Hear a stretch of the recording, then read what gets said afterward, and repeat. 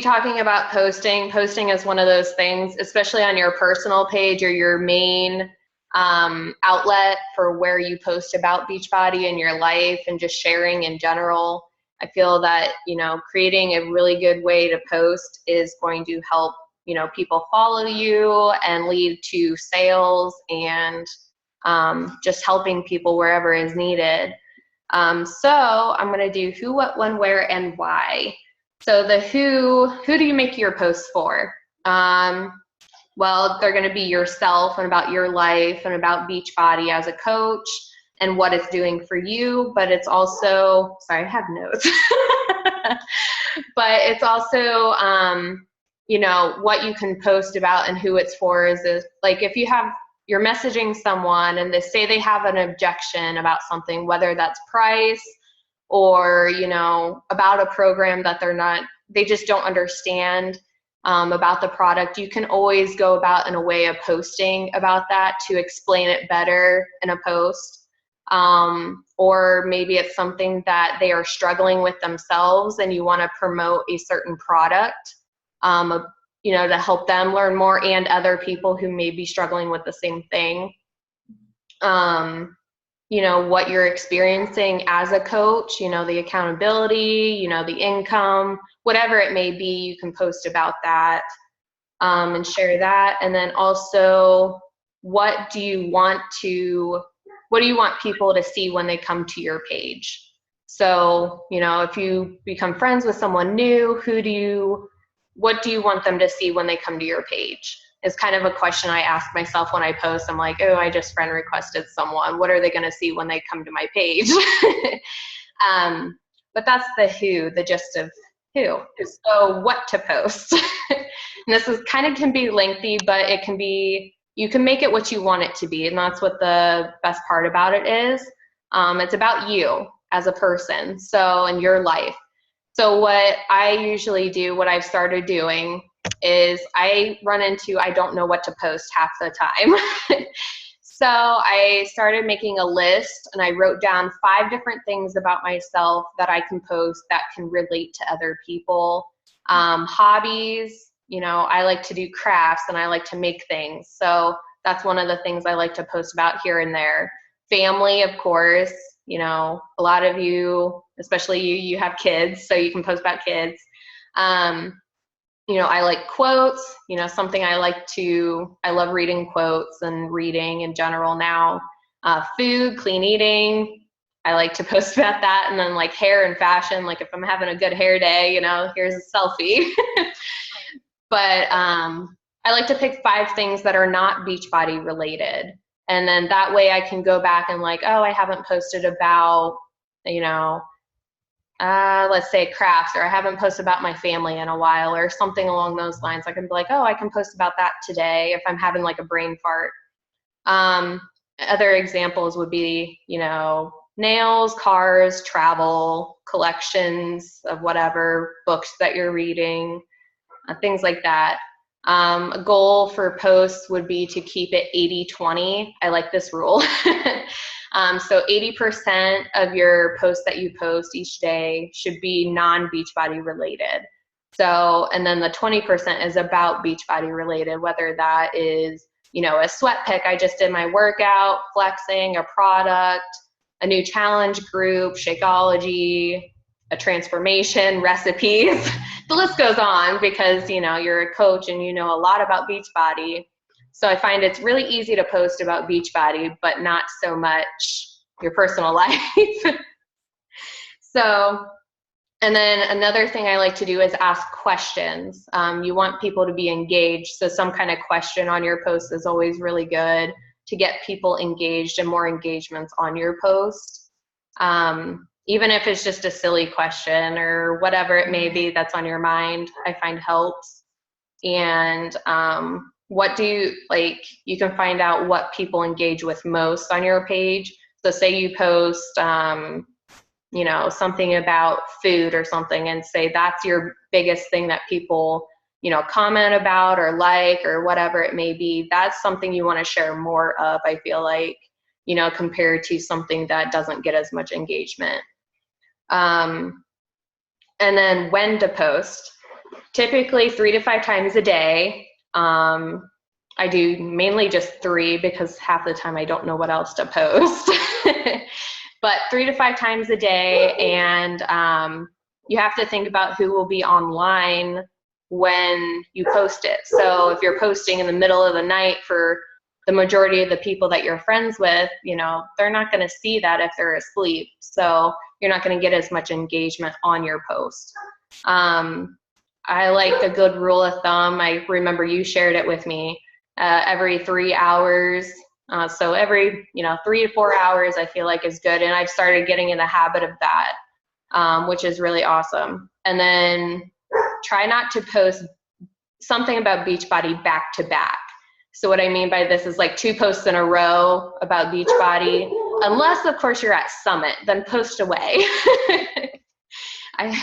Brian was like, just post anything about when you're at Summit, make people feel like they need to be there.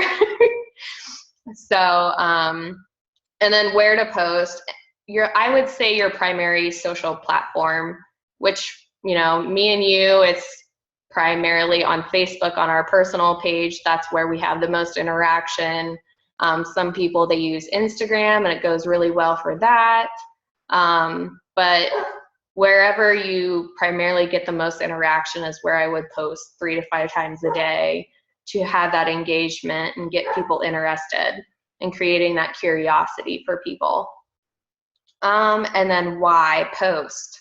So it does create the interest on your page. People want to know what you're doing, so they're going to start searching your page and coming back to it every day, or they're just going to see it more on their timeline because they're interested more about what you are doing, what you're accomplishing, and how it's changing your life. It lets people know more about you, so when you do message them, they already know about you. So you don't have to explain what all you're doing already because they pretty much know if they're watching your pages. So you can spend more time focusing on what they do and what their struggles are, what they need help with. So you don't have to talk about you so much. Sorry. You're good. And then along with that, if you're more interested in what they are doing compared to talking about yourself, you can start building that trust. And even if you just talking to them to say, hey, what's up? How have you been? I haven't talked to you in forever. It builds that trust again wherever you may have left off, and they start following your page and all of your posts then as well. So then it just creates this cycle, like they know what you're doing now. And that's really what happens. I've had people who followed me, back when I first started to now, and I'm getting random messages because they're like, oh, I saw your post about this, and I just wanted to say, you're doing awesome, that kind of thing. So it creates that curiosity, and you can see when people search your page and they like the last 3 posts from that previous day or something, you're like, oh. But do you have any questions? No, I noticed that people are starting to be more consistent with me and my posts. I still struggle a lot with my personal Facebook. Mm-hmm. Posting my family's no problem. Like that's Yeah. but posting interesting things besides my family and besides Beachbody, that's what I struggle with. Right. Talked about inspirational quotes and stuff like that. I actually about a month ago started looking for those myself because I kind of was following you, and I'm like, not only does this benefit the world, but it's going to benefit me too because it's a way of personal development. So a little bit here, a little bit there. Why not? So I started looking up the personal quotes, and all I can get is this brain whatever website to come up. And I'm like, this is really dull. Like some of it's good, but some of it's like, why would you even put this in here? Right. Well, and you have that. I like to look a lot on Pinterest or just in general anywhere that I find quotes that I like, or if they're on Facebook. That's another tip I would give is when you find something on Facebook that you want to share, it's not a problem sharing it, but it gives credit back to the page it was posted on.